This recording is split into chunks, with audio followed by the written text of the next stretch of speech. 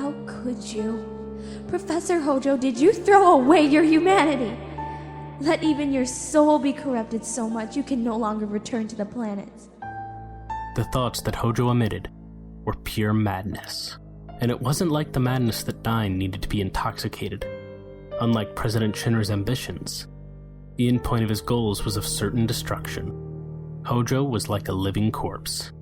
He had become a slave to knowledge, possessed by his own madness for science, with no regard of life or his future. Now, this proves I have far surpassed Gast, who was recognized for his talent, even though he tried to flee from science like the coward he was.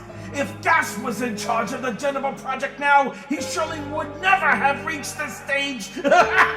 Yes, Professor Gast was your father, was he not? Father realized that the planet was more important than science. Aerith found out when Tifa and Cloud's memories merged with the lifestream when they fell. She also found out that it was Hojo who shot her father when he tried to stop him from taking her as a newborn sample.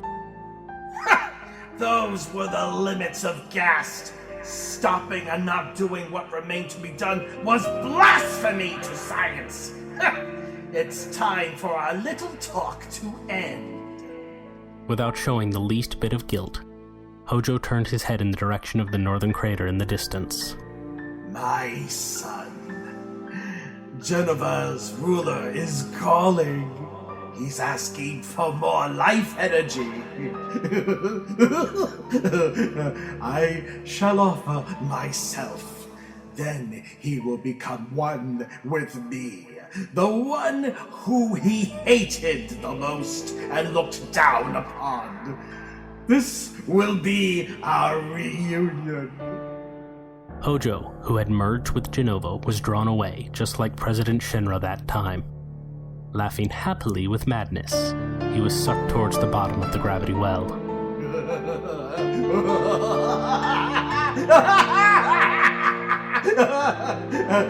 Let me give you one last piece of advice, Ancient.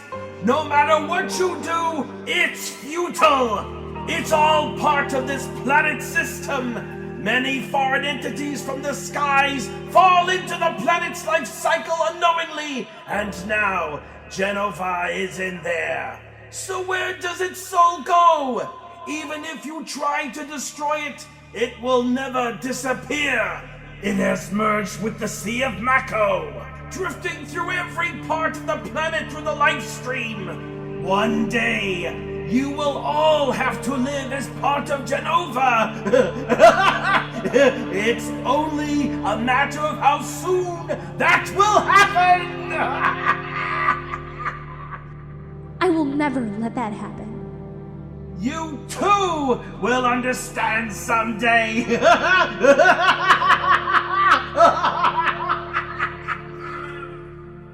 Leaving only his sneering laughter, the thing that was Hojo disappeared from Aerith's consciousness, and then Hojo became a sacrifice to Sephiroth, with an expression dyed with joy and madness.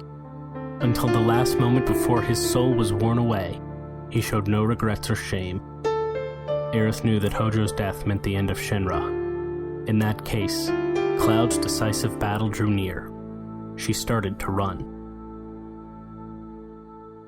If Hojo could die to support Sephiroth, then there must be something that they could do to save the planet. That's what she believed. Cloud and his companions defeated Sephiroth. Sinking into the planet's scar and absorbing the Mako energy, the original Sephiroth was revived with his wounds fully healed. In the battle that unfolded afterwards, the will he inherited from Genova, his own ambitions, and the strong thoughts he had inside him granted him formidable power, but the humans still managed to crush him in the end. Sephiroth's physical body was destroyed, and full of wounds, he retreated. But only Cloud knew about his retreat. Having been exposed to Genova's cells, there were traces of Sephiroth's consciousness inside him. Part of his consciousness resonated with it. Cloud could only feel the existence of his remnant somewhere inside the lifestream, continuing to obstruct Holy even now. Letting only his consciousness enter the Sea of Mako, Cloud went in pursuit of him.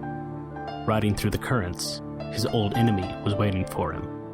Sephiroth's soul was not yet destroyed, and was still a threat to the planet. In the world of conscious energy, their swords clashed as they confronted each other. Sephiroth, the strongest soldier and the most admired person, tore his long sword across Cloud like a beam of light. But Cloud wasn't afraid. Believing that he had won, Sephiroth raised his long sword for his next strike, and at that instant, Cloud struck out at him, unleashing all the strength he had. His large blade slashed into Sephiroth's body during that brief opening. His attack opened up another opportunity for him as he struck out at Sephiroth again. It was an unstoppable storm of slashes. 15 unavoidable attacks, one after the other, cut through Sephiroth. The mad apostate angel smiled boldly, but the damage he had taken was far beyond what he could endure, and his spiritual body started to fall apart as he laughed. Beams of light blasted out from inside his body, as if they were cutting him apart. Sephiroth was destroyed.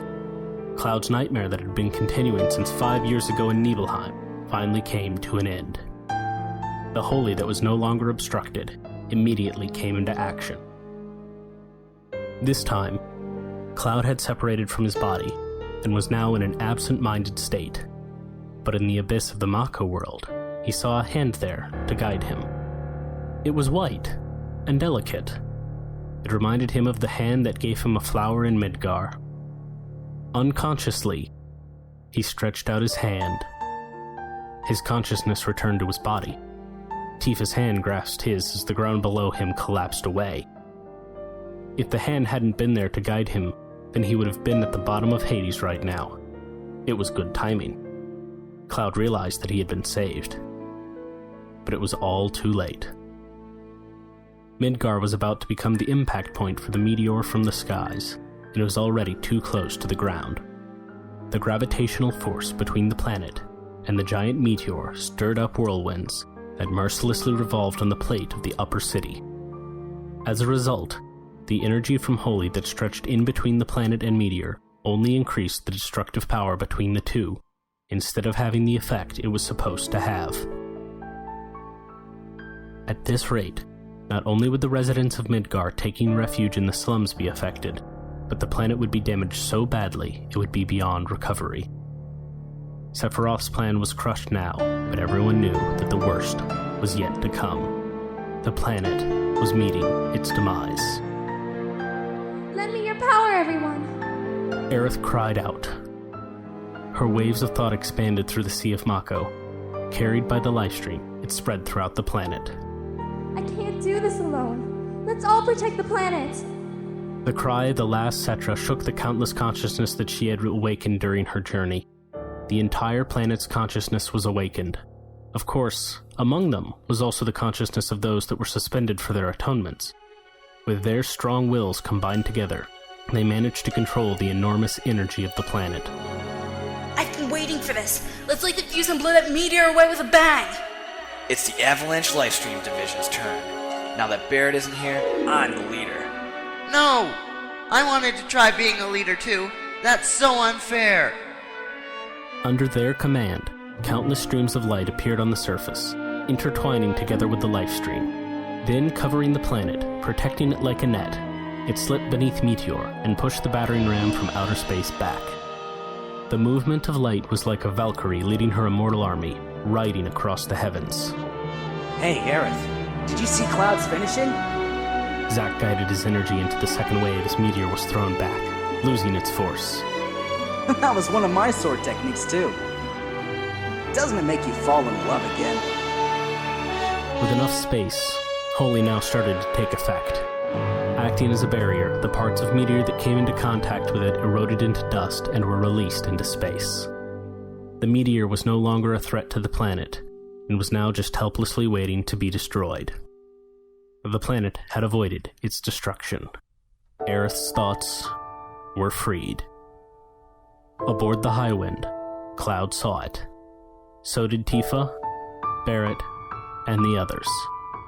They saw Aerith's smile that never left their memories appear in the live stream, and gently, it faded away as it returned to the planet. As time started moving again, their sadness was healed a little. And so, the records of life that the planet created continued into the birth of a new era.